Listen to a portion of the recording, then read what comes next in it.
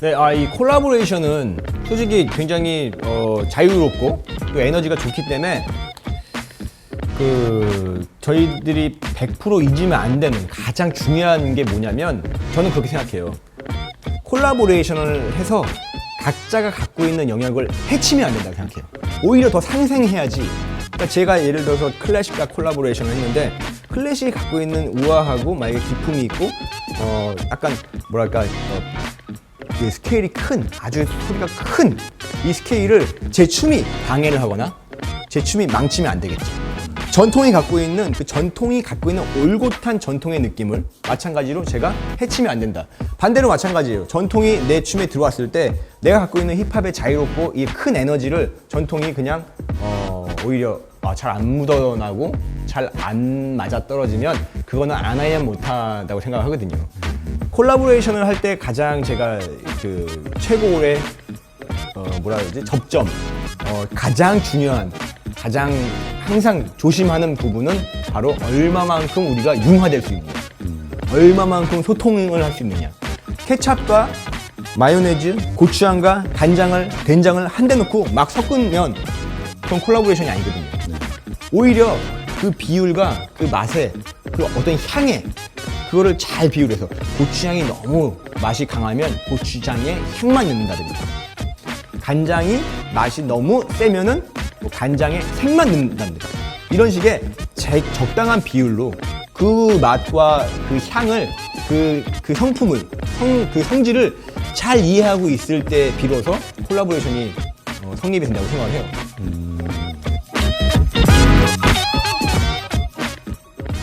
결혼을 하기 전에 콜라보레이션을 2003년도 익산에 있었던 지금은 옛날에 일이었죠. 그게 지금 익산으로 바뀌었는데 조통달 선생님의 소리연구원에 가서 제가 공연을 한번 해본 적이 있어요. 공연이 아니라 그 당시에 이제 소개를 받았었거든요. 왜냐면 조통달 선생님이 저랑 같이 여러 번 협업을 했었던 조관우 선배님의 아버지세요. 가수 조관우 아버지. 가수 조관우 선배님의 아버지가 인간문화재 조통달 선생님인데 그 전통 소리 연구원에 가서 이게 모든북이고 이게 검은고고 이게 가야금이고 자네 여기에다가 춤을 출 수 있겠나? 그래가지고 그 어린 나이에 자신감이 있는 저는 와이나 왜 안 돼요? 다 뭐든지 괜찮다. 그래서 음악을 틀어달라고. 근데 진짜 그 국악은 뭐가 있냐면 변박의 예술이에요. 계속해서 박자가 계속 변주가 돼요. 특히 이 전통 음악의 신화위 연주는 약간 한꺼번에 우리가 해변하는 신화위 연주는 언제 어디서 어떻게 변화될지 모르는 약간 재즈 같은 그런 게 있거든요. 제가 나름대로 춤밥을 많이 먹고 굉장히 선두에 있는 댄서라고 생각했던 전데도 불구하고 그 전통 리듬을 다 못 맞추겠더라고요. 그래서 그 공연이 그 연습이 끝나고 스스로한테 물어봤다니까요. 나는 왜 대한민국 사람인데 전통을 이렇게 모르지? 전통 박자는 왜 이렇게 어렵지? 왜 나랑 안 묻어 떨어지지? 그래서 그때부터 조금씩 들어봤어요. 아리랑, 몇 개의 아리랑이 있는지 여러 가지로. 그때부터 시작됐었거든요. 2003년도부터.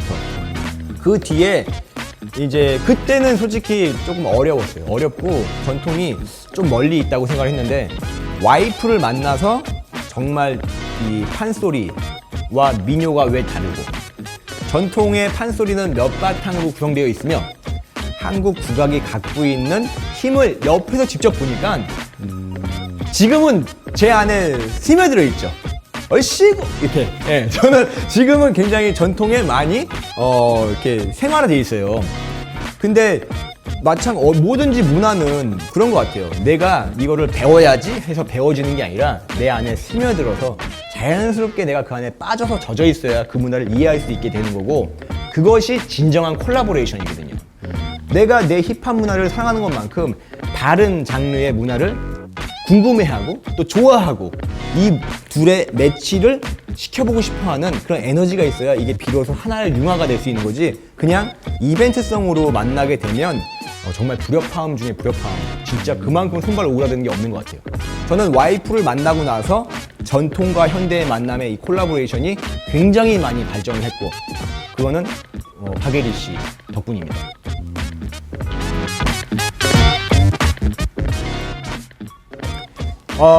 솔직히 이 스트릿 댄스 이 힙합 문화잖아요. 이게 힙합 문화와 전통 문화는 굉장히 닮았어요. 닮아 있기 때문에 뭐 많은 분들이 그렇게 얘기해요. 아, 전통과 현대가 어떻게 저렇게 잘 어울리지? 근데 전통 역시 우리가 알고 있듯이 한 판을 벌리는 거예요. 많은 분들이 그냥 공연을 보러 오고 또 공연을 보는 관객들이 그 공연에 참여해서 함께 추임새도 하고 소리도 듣고 또 감동도 받아가고 하는 문화인데, 스트릿 댄스 역시 마찬가지로 길거리에 있는 불특정 다수가 하나의 퍼포머를 보고 같이 호응하고 또 그 퍼포머가 오케이 같이 나와서 한번 해볼래요? 절 따라 해보실래요? 하고 이런 동작을 함께 해주면 모든 사람이 그걸 보고 같이 움직이게 되고 거기서 영감을 얻어가고 또 감동을 받아가는 이 기본적인 공연의 형태는 너무나 닮아있기 때문에 판소리가 주고 있는 내용을, 또 팝핑이 가장 장점이 뭐냐면 팝핑은 어떠한 상황을 마임으로써 다 표현할 수가 있거든요. 팝핑이란 춤 자체에 마임적인 요소가 들어가 있기 때문에 내가 뭐 예를 들어서 뭐 당신에게 사랑을 고백하는 하트를 만들 수도 있고, 혹은 어떤 막 분노의 앵그리를 표현할 수도 있고, 이듯이 제 감성을 다 녹여서 표현할 수 있어요. 소리가 바로 이 말로써 또 구음으로써 이야기로써 이 삶의 희노애락을 표현하는 거거든요. 그렇기 때문에 팝핑은 굉장히 전통과 닮아 있고, 또 뿐만 아니라 스트릿 댄스와 전통, 이 트래디셔널은 같은 문화로 이렇게 부딪힐 수 있는 요소가 굉장히 많다. 닮았다.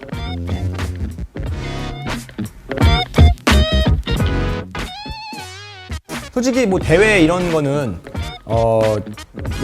늘 할 때마다 설레이고 즐겁죠. 근데 대회가 아닌 공연 혹은 다른 협연 이런 걸 갔을 때 제가 어릴 때만 해도 제가 하고 있는 이 문화에 대해서 많은 분들이 잘 모르시고, 그리고 또 이 문화를 하고 있는 선배들이 안 계셨어요. 그러니까 선배들이 80년대 춤을 췄던 선배들, 90년대 초반에 춤을 추셨던 선배님들이 생활고도 계셨고 각자 다른 일들, 다른 이슈, 이 삶의 다른 일들 때문에 이 분야를 떠나신 거죠. 그래서 계속해서 연결이 되지 않았기 때문에 2000년도, 99년도에 열린 월드 힙합 페스티벌, 그리고 2000년도, 그러니까 90년대 말에 비보이 크루들이 생겨나게 되면서 TIP, 뭐 NI 크루, 고릴라 크루, 피플 크루, 그리고 익스프레션 크루 등등의 여러 비보이 크루가 생겨나게 되면서 그 크루들이 중심이 돼서 씬이 다시 만들어지게 됐죠. 그래서 우리들이 직접 뭐 대회를 만들거나 혹은 우리들이 직접 방송국에 섭외가 돼서 출연을 하거나 이런 그 활동을 하면서 오는 편견들, 그리고 그걸 뭐라 하지? 불공평한 대우? 이런 게 가장 힘들었어요. 저는 뭐 대회에서 지고 대회에서 이기고 이게 아니라 똑같이 예술가로서 똑같이 예술 활동을 하고 있는데 그렇게 봐주지 않고 그냥 할 일 없어서 춤을 추고 있는 꼬마 아이들, 혹은 저 생명력이 짧은 게 얼마나 간다고 지금 저렇게 젊은 에너지를 낭비하고 있을까, 저 시간에 기술 배워서 빨리 돈 벌어야 될 텐데 라고 보시는 그런 기득권 시스템 안에서의 그 눈초리와 편견들이 가장 힘들었죠. 있죠. 99년도에 열렸었던 월드 힙합 페스티벌에서 한국 대표로 참가를 하게 됐거든요. 그리고 배틀을 굉장히 정식적인 대회에선 처음 해보는 거였어요.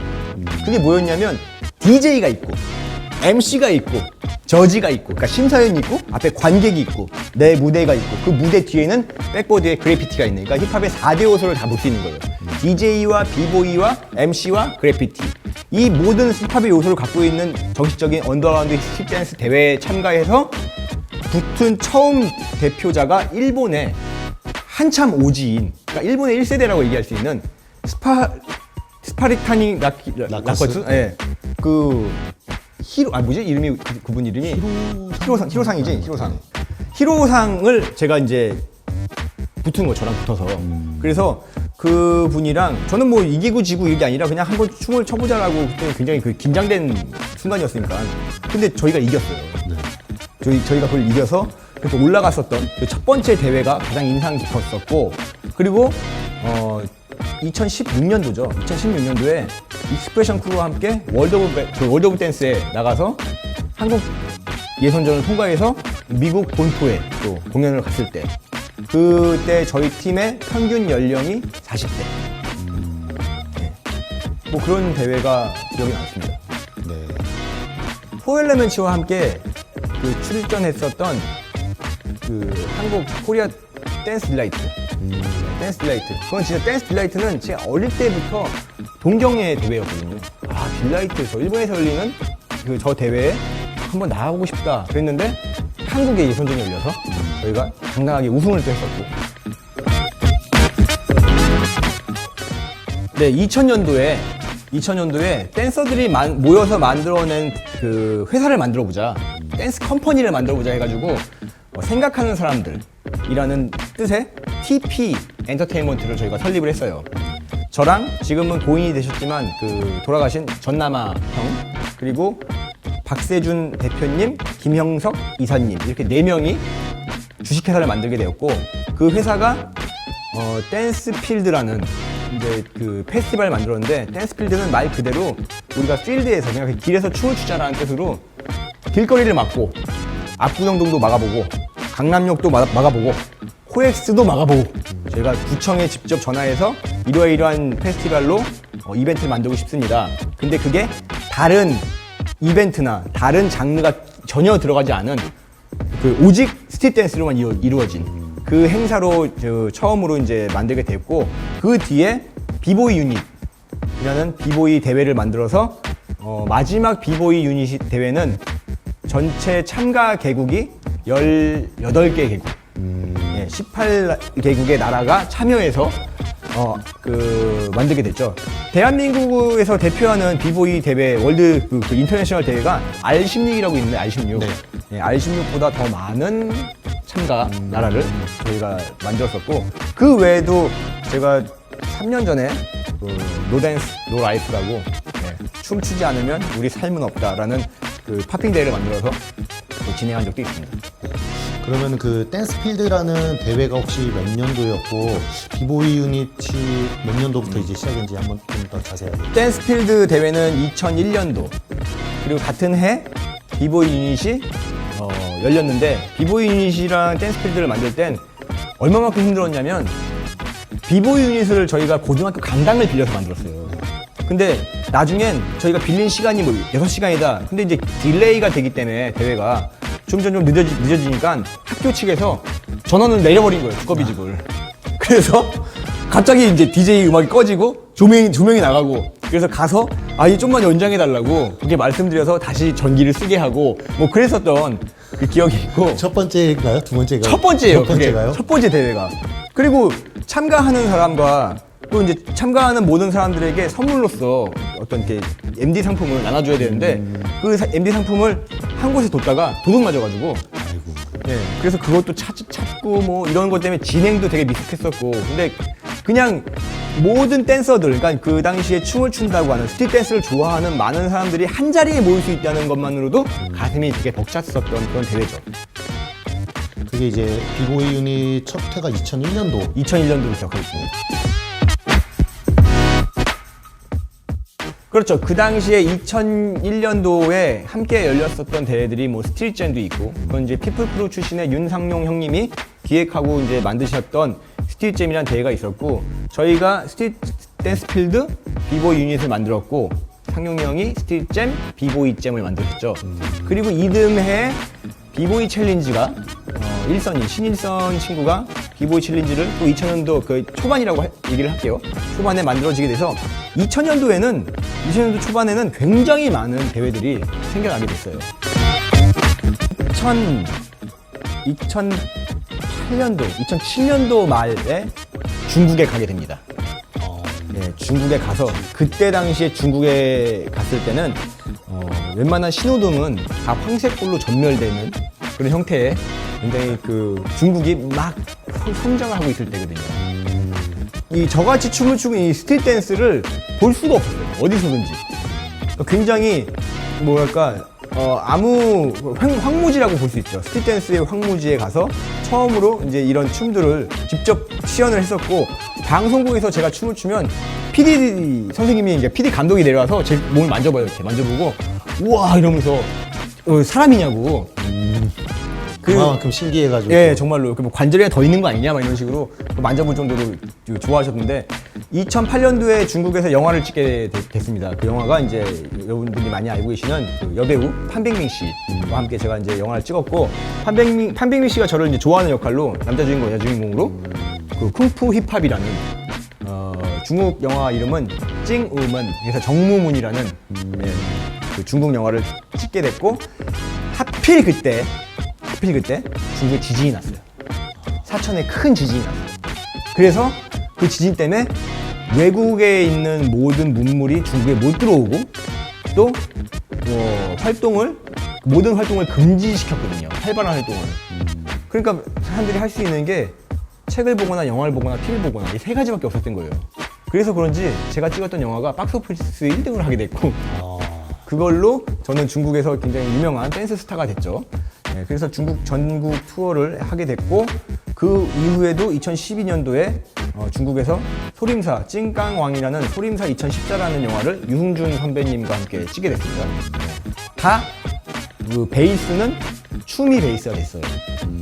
2008년도에 찍었던 영화도 춤 영화였고 2012년도는 쿵푸 영화지만 저는 춤을 베이스로 바꿔서 무술을 하는 그런 캐릭터로 참여를 했고 그리고 정무문 영화를 찍을 때 펩시콜라 CF를 또 찍어가지고 중국의 펩시콜라 모델로도 활동을 했습니다. 네, 대학로의 그 아르코 극장이라고 하는 지금은 뭐 이렇게 우리가 아르코 극장이라 불리는 그 빨간 벽돌 그 공연장은 그 당시 이제 그 공연장 앞에 마로니에 공원에서 많은 분들이 춤을 추셨죠. 저도 90년대 초반, 90년대 중반 이럴 때 거기 가가지고 춤을 추고 놀고 그랬는데 저보다 훨씬 더 이전에 80년도에도 그 당시에 뭐 강원래 구준엽 형님 그리고 뭐 여러 선배님들이 다 그 대학로 아르코 극장 앞에서 춤을 추셨다고 해요. 그래서 그 형님들은 전화해서 집에 이제 예를 들어서 뭐 어머니 원래 어디 갔어요? 그러면 원래 빨간 벽돌집 간다 그랬는데 예 알겠습니다. 그럼 거기 가면 만날 수 있는 진짜 그렇게 해서 만났다고 하더라고요. 그래서 거기서 배틀도 했었고 또 나랑 같은 세대, 같은 시대 때 춤을 춘 그 TIP의 대균이 그 친구도 역시 마찬가지로 문나이트 전에 대학로에서 춤을 췄었고 또 거기 가면 그렇게 비보이드 동작을 연습하는 댄서들도 많이 있었어요. 저도 90년도 중반에 문나이트를 다닐 때도 그랬지만 항상 대학로에 가서 춤을 추는 친구들을 만났었고 또 동시에 폭죽도 이렇게 많았는데 폭죽은 다음에 얘기할게요. 네, 그럼 대학로에서 그렇게 춤을 출 때 그때 환경은 좀 어땠었나요? 굉장히 안 좋았죠. 거기에 제가 최근에 선배님들한테 들었던 얘기 중에 내가 출 땐 그런 게 없었는데 제가 출 때는 괜찮아 경찰이 오진 않았거든요. 어떤 큰 이슈를 만들지 않은 이상 경찰들이 나타나진 않았지만 저희 선배님 때는 거기에 고성방가 금지, 음주 금지, 세 번째로 저속 무도행위 금지라고 써있었어요. 이 저속 무도행위가 뭐였냐면 바로 스트릿 댄스, 막 브레이크 댄스라든가 그 춤을 저속 무도행위라 불러가지고 그 춤을 추지 말라는 팻말이 붙어있을 정도로 춤에 대해서 조금 반대하거나 춤에 대해서 조금 싫어하시는 그런 사회 분위기였다고 하더라고요. 그래서 춤을 추고 있으면 저기서 빨간색 모자 쓰신 그 아저씨가 이제 호루라기 불면서 해상하라고 잡으러 오고 막 그러면 도망가고 이제 뭐 그런 문화였죠. 근데 이게 미국에 있는 문화랑 좀 비슷한 게 있는 게 뭐냐면 미국도 우리가 찾아볼 수 있는 게 그 비트 스트릿이나 영화를 통해서 그래피티를 하거나 지하철에서 춤을 추다가 경찰이 오면 도망가는 장면들이 몇 개 있어요. 그걸 확인할 수 있는데 한국 역시 마찬가지로 그랬다고 하더라고요. 그러면 대학로에서 이렇게 그렇게 춤을 췄었고 혹시 문나이트라는 클럽의 그런 환경은 어땠나요? 네, 이제 문나이트를 또 춤을 얘기할 때 빼놓을 수가 없죠. 문나이트에 굉장히 많은 그 당대 댄서들과 스타들이 배출된 곳인데 솔직히 문나이트는 댄서뿐만 아니라 뭐 디자이너로 유명하신 이상봉 선생님 그리고 대한민국의 그 노래 여왕님이죠. 인휘 누나 그리고 홍록기 형 개그맨의 록기 형 이런 다른 장르의 아티스트들이 한 곳에 모이는 문화의 성지 메카였어요, 거기가. 그럴 수밖에 없었던 게 젊은이들이 좋아했었던 음악 트렌드가 문나이트에서만 들을 수 있었거든요. 그러니까 문나이트에 가야지만 들을 수 있는 음악들, 문나이트에 가야지만 볼 수 있는 춤들. 그게 미군 부대가 용산에 있었기 때문에 미군들이 금요일 날 이제 주한 미군들이 이제 그 훈련을 마치고 주말은 밖에 나와서 외박을 할 수 있거든요. 그러면 그때 나와서 문나이트에 와서 춤을 추고 문나이트에 와서 그런 음악도 자기네들이 갖고 있는 음악을 DJ에게 줘가지고 그 DJ한테 그 음악을 틀어달라고. 그래서 그 음악을 들을 수 있었기 때문에 대한민국의 최신 트렌드 음악은 문나이트에서부터 시작이 됐어요. 근데 이 문화가 발전할 수 있었던 그 당시에 90년대 초반 이때 문화가 발달할 수 있었던 곳들을 찾아보면 다 미군 부대 근처예요. 의정부, 송탄, 이태원. 그래서 그 부근에 항상 댄스팀들이 있었어요. 그 의정부에서 춤을 잘 췄던 댄스팀과 뭐 이태원에서 춤을 췄던 분이 배틀을 했었던 그런 이야기도 있어요. 지금 춤을 추고 있으시는 그 후배님들도 굉장히 힘들게 그리고 또 파이팅해서 춤을 추실 거라 저는 생각을 해요. 누구에게나 이 시대 때, 내 시대가 가장 힘들고 또 가장 뭐 재미도 있겠지만 가장 힘들고 어렵다고 느껴지잖아요. 저도 그랬거든요. 근데 저는 이 후배들은 하얀색 도화지와 똑같다고 생각을 해요. 춤을 처음 배우는 친구도 있을 거고 앞으로 춤을 어떻게 춰야지 하고 많은 꿈을 꾸고 있는 친구들이 있기 때문에 그 친구들에게 영감을 하나씩 심어주는 선생님들, 교육자가 정말 중요하다고 생각을 하는데 제가 감히 그 부탁을 드리는 부분은 많은 후배들의 가능성을 항상 열어줬으면 좋겠어요. 뭐든지 할 수 있으니까 꼭 여기서 내가 프레즈너를 배웠다고 팝퍼가 돼야 되는 건 아니거든요. 처음 춤은 팝핑으로 배웠지만 그 친구가 한국무용을 할 수도 있는 거고, 그래서 한국무용이랑 내가 옛날에 기초를, 그러니까 내 이 춤은 팝핑 춤이라서 이 뿌리가 팝핑에 있어. 그렇기 때문에 한국무용이 약간 스트릿화 될 수 있는 새로운 장르, 그 사람 류를 만들 수 있는 거잖아요. 그러니까 누구에게나 열려있는 가능성이 있기 때문에 저는 교육하시는 분들이 어떤 건 꼭 어떻게 해야 돼, 어떤 건 또 어떻게 해야 돼라는 그 강요나 틀을 잡는 것보다도 이 춤에 대한 서양적인 우리 아이덴티티는 그대로 지키고 올곧이 갖고 가되 변형할 수 있는 가능성과 또 우리가 앞으로 해나갈 수 있는 되게 많은 무한한 가능성은 다 열어뒀으면 좋겠어요. 제가 들었던 얘기 중에 뭐 정말 그 조금 아쉬웠던 얘기가 뭐냐면 어떤 친구가 졸업작품을 하기 위해서 저는 이번 졸업작품을 민요에 한번 해보려고요. 그때 얘기했더니 이건 스트릿 댄스인데 왜 민요에다 하려고 그래? 스트릿 댄스는 민요에 추는 게 아니잖아 하고 못하겠다고 하더라고요. 그러니까 그런 식의 혹은 못하게 안 하고 그런 얘기를 했다는 것 자체가 위축될 수 있는 거 아니에요.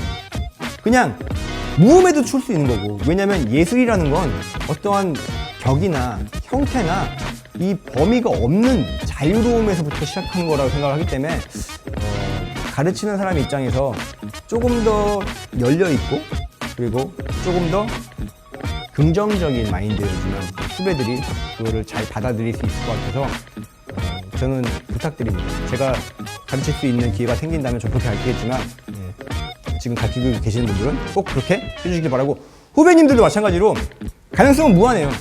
뭐든지 할 수 있으니까 항상 열린 마음으로 받아들이시고, 그리고 내가 하고 있는 게 제일 좋죠. 제일 좋아요. 하지만 남이 하는 거에 대한 존중도 반드시 갖고 계시길 부탁드립니다. 네, 지금까지 우리 구술자 팝핑 현주님을 어렵게 또 모시고 우리 실용무용 스트릿 댄스의 역사 그리고 중요한 사건에 대해서 살펴보았는데요. 저희 한국 실용무용 교육협회도 이러한 좋은 소중한 자료를 가지고 후학들에게 널리 알려지고 교육되어질 수 있도록 많이 노력하겠습니다.